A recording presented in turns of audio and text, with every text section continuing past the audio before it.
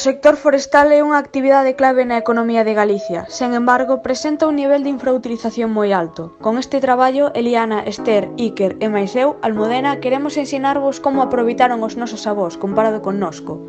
Tamén vamos propor unhas cantas medidas para a utilización dos seus recursos de xeito sostible.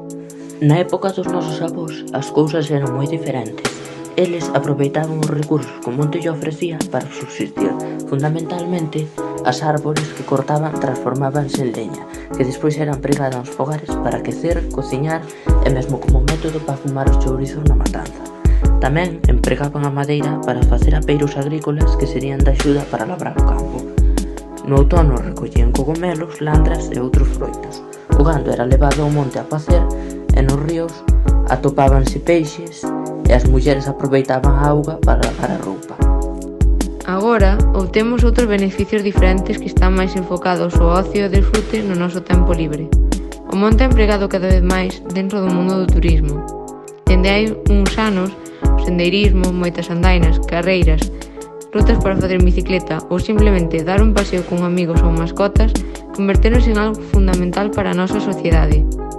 Isto é aproveitado por numerosos empresarios e organizacións públicas para, por unha parte, sacar beneficios económicos, pero por outra, protexer estes lugares para seguir aproveitándoos. Despois, dentro do punto de vista enerxético e industrial, podemos observar que a biomasa está a facer un oco dentro da obtención de enerxía eléctrica. Isto permítenos ao mesmo tempo ter os montes limpos e arreglados.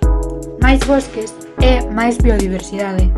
Un uso sostible dos bosques implica utilizalos e cuidalos de maneira que se poda satisfacer as necesidades e ao mesmo tempo protexelos para o futuro.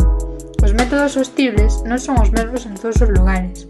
Cada comunidade debe pescogar o máis adecuado para si mesma e para a preservación do bosque.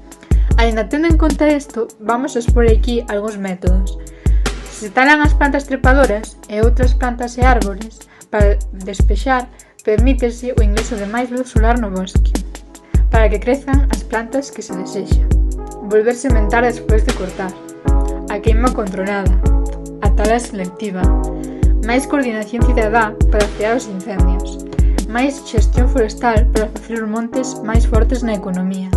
Máis coordinación entre comunidades autónomas e converxencia cara a unha estrategia de Estado. Máis cooperación internacional. Máis restauración forestal en zonas prioritarias, máis produto forestal, porque é máis produto natural, máis medio forestal, porque é máis emprego rural, máis compromiso español cos regulamentos da UE en materia de loita contra as tallas ilegais, máis cidades polos bosques e empresas comprometidas con FSC. E diredes, que é a FSC? Pois mirade, é un certificado que garantiza a correcta xestión dos recursos naturais. Desta maneira, contribúe á conservación dos bosques e dos valores sociais, culturais e ambientais.